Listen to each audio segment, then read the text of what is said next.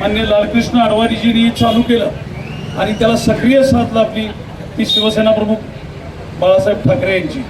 आणि त्यानंतर या आंदोलनानं जोर पकडला, शेकडो हुतात्मे झाले, परंतु अंतिमतः हे राम मंदिर उभं राहिलं।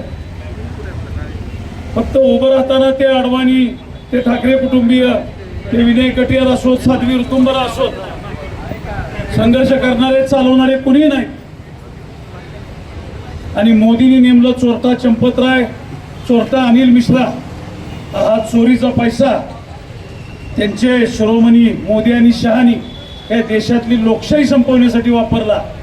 मग ती शिवसेना संपवण्यासाठी वापरलेले पैसे असोत, काल परवाची तृणमूल काँग्रेस संपवण्यासाठी असोत, त्या देशातली लोकशाही संपवण्यासाठी हा पैसा वापरलेला आहे। रामराज्य म्हणता म्हणता त्या रामाच्या नावानं पैसे खाऊन, प्रभू रामाचे पैसे हे लोकांच्या विरोधात, लोकांच्या लोकशाहीच्या विरोधात वापरण्याचं कटकारस्थान यांनी केलेलं आहे। हा जागा झालेला हिंदू समाज, या देशातील सर्व रामभक्त या सगळ्याचा जे सूड घेतल्याशिवाय राहणार नाही।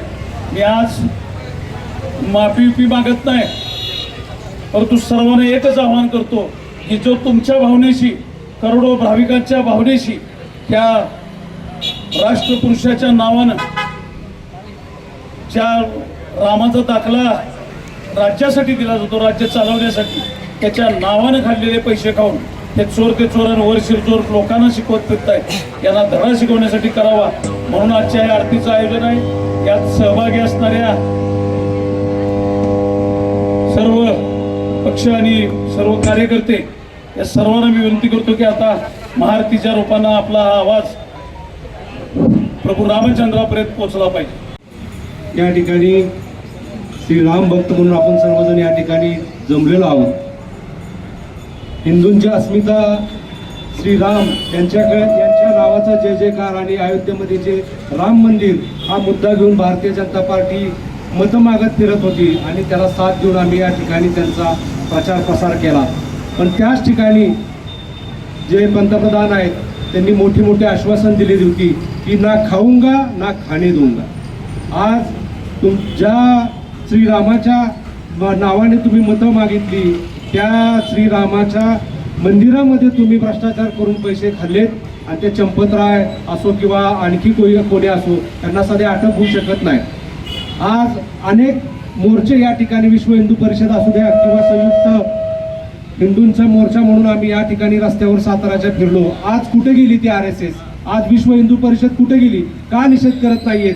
म्हणजे तुम्ही ज्या ठिकाणी हिंदूंचा अपमान होतो म्हणून तुम्ही कळवळा करता। आज श्रीराम आमची अस्मिता असताना ज्या श्रीरामांच्या मंदिरासाठी अख्खा देश एकवटला आणि त्या श्रीरामाची जर तुम्ही चोरी करता आणि तुम्हाला थोडी सुद्धा लाज वाटत नाही, हे बेडगीर तुमचं हिंदुत्व आहे। आणि या ठिकाणी या हिंदुत्वाचा महाराष्ट्र नवनिर्माण सेना म्हणून राजसाहेबांचा एक महाराष्ट्र सैनिक म्हणून मी निषेध करतो।